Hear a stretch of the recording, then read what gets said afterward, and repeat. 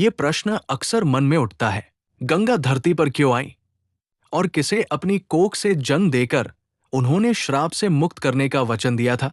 इस अध्याय में हम पिछली कथा मूल तक पहुंचते हैं, जहां से एक युग पुरुष के जन्म की भूमिका तैयार हुई। सनातन धर्म में 33 कोटि देवताओं का उल्लेख मिलता है और उन्हीं में से 8 विशेष देवता है अष्टवसु। वसु शब्द का अर्थ है वसने वाला, धारण करने वाला।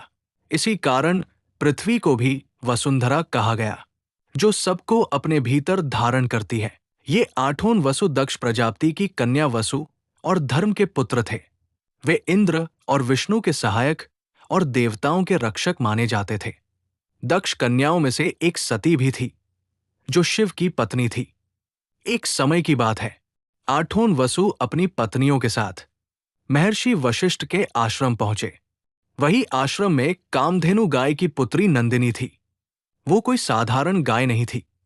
कहा जाता था, जिसने उसके दूध का सेवन करने वाला हजारों वर्षों तक युवा और खूबसूरत रह सकता था। वसुद्यो प्रभास की पत्नी की नजर जब नंदिनी पर पड़ी, तो उसके मन में एक लालसा जाग उठी। उसने नंदिनी को पाने की इच्छा अपने पति से कह दी।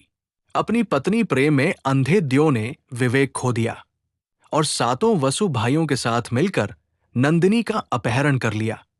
महर्षि वशिष्ठ साधारण ऋषि नहीं थे, वे ब्रह्म तेज से संपन्न थे। अपने दिव्य ज्ञान से उन्होंने तुरंत जान लिया कि अपराधी कौन है। ऋषि का क्रोध भड़क उठा। उन्होंने कहा, तुम देव होकर भी लोभ और मोह में पड़ गए। अब तुम अपनी दिव्यता त्याग कर मनुष्य योनि में जन्म लोगे। ये श्राप सुनकर 8 वसु कांप उठे। उन्होंने क्षमा याचना की, उनसे श्राप वापस लेने की विनती की। उन्हें अपने किए पर पश्चाताप था। वशिष्ठ जी का मन करुणा से भर गया। वो मान गए और उन्होंने श्राप को बदल दिया। चोरी करने में मदद करने वाले 7 वसुओं को धरती पर जन्म लेकर ज्यादा समय बिताए बिना बहुत जल्दी मनुष्य योनि से मुक्ति पालेंगे। द्यो वसु ने अपनी पत्नी के बहकावे में आकर उनकी नंदिनी गाय का अपहरण किया था। द्यो वसु को मुख्य अपराधी होने के नाते अपनी गलती का प्रायश्चित करने के लिए पूरी कीमत चुकानी होगी और एक लंबे समय तक मनुष्य योनि में रहने, संतान पैदा न करने, महान विद्वान और वीर होने पर भी स्त्री वाहिन होने, सन्यासी जैसा जीवन जीकर इस श्राप को भुगतना पड़ेगा। हालांकि उनका जीवन शानदार होगा और उन्हें एक महान व्यक्ति के रूप में जाना जाएगा। ये कहकर मुनि चले गए। श्राप से व्याकुल होकर 8 वसु तब देवी गंगा के पास पहुंचे। सभी वसु देवी गंगा से विनती करते हैं वो उनको श्राप प्रभाव से मुक्त करे। गंगा ने कहा कि वो ऐसा नहीं कर सकती। वसु ने विनती की, मां, आप हमें श्राप से मुक्त नहीं कर सकती, तो धरती पर उनकी मां बने और जैसे ही हम जन्म ले हमें अपने जल में प्रवाहित कर दीजिए। इस तरह हम सभी जल्दी से मुक्त हो जाएंगे। गंगा ने उनकी इस बात को मान लिया।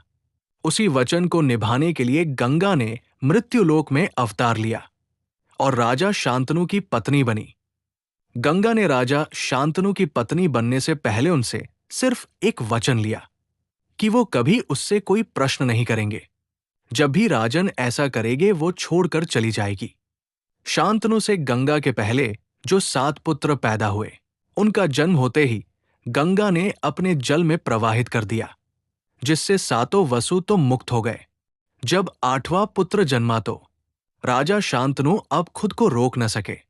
उन्होंने गंगा को रोककर इसका कारण जानना चाहा। यही उनका वचन टूट गया।